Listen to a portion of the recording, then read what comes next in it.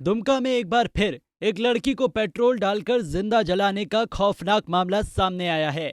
कभी हंसती खेलती और मुस्कुराती रहने वाली एक लड़की को दरिंदे ने मौत के घाट उतार दिया है। दुमका में राजेश राउत नाम के सनकी सिरफिरे दरिंदे ने प्रेमिका को पेट्रोल डालकर जला दिया था।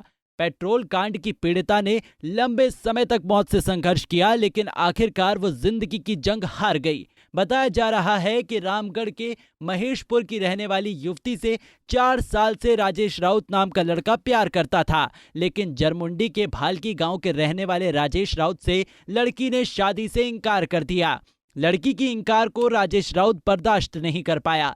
इसी गुस्से में लड़के ने आधी रात में सोई हुई लड़की के ऊपर पेट्रोल डालकर आग लगा दिया। आग की चपेट में आकर लड़की बुरी तरह से जल चुकी थी। आनन फानन में पीड़िता को दुमका के फूलो झानो मेडिकल कॉलेज अस्पताल पहुंचाया गया, लेकिन आखिरकार पीड़िता जिंदगी की जंग हार गई। हालांकि मौत से पहले लड़की ने राजेश राउत के खौफनाक करतूत का खुलासा कर दिया था।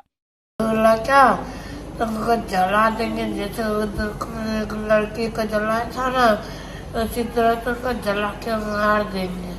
तुम्हारा शादी नहीं देंगे होने कहीं भी।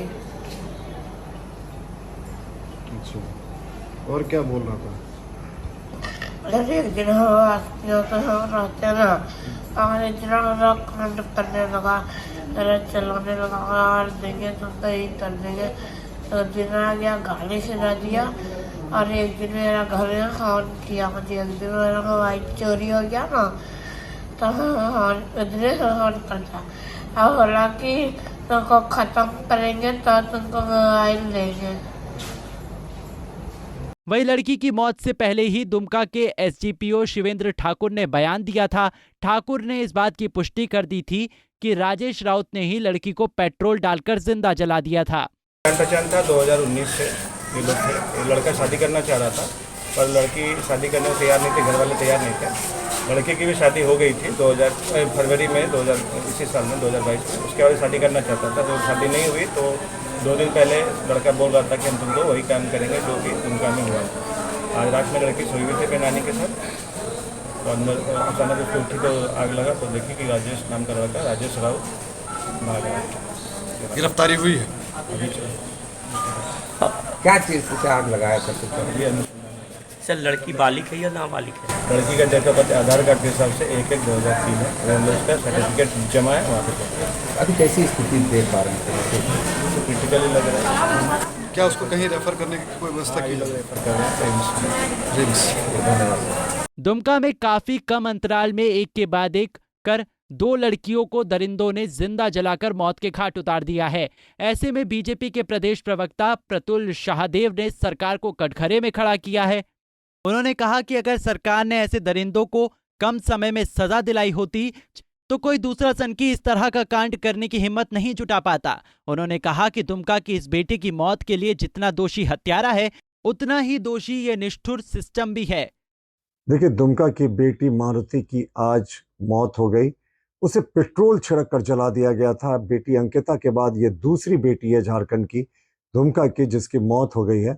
और हम गहरी संवेदना प्रकट करते हैं, ईश्वर उनके परिजनों को शक्ति दे। पर ये बोलते समय भी हमें ये यकीन नहीं हो रहा कि वो ऐसी शक्ति कैसे प्राप्त करेंगे, क्योंकि इतने कम उम्र में इस बिटिया को जिंदा जलाकर मार दिया गया। और अब देखें, अगर पुलिस का इकबाल होता, पुलिस का खौफ होता, तो ऐसी घटनाएं नहीं घटती।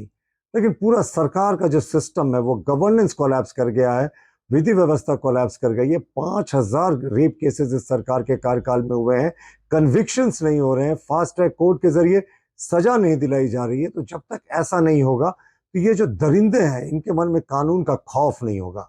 हम मानते हैं कि इस बेटी की हत्या के लिए जितना वो हत्यारा दोषी है, उससे कम सिस्टम भी दोषी नहीं है। क्योंकि अगर सिस्टम ने अंकिता के समय ही कड़ा मैसेज दिया होता कि ऐसी घटना की पुनरावृत्ति होने पे बहुत कठोर कार्रवाई होगी, तो शायद ऐसी घटनाएं नहीं होती। दुमका में एक के बाद एक बेटियों के खिलाफ होने वाले दरिंदगी से मानवता शर्मसार हो गई है।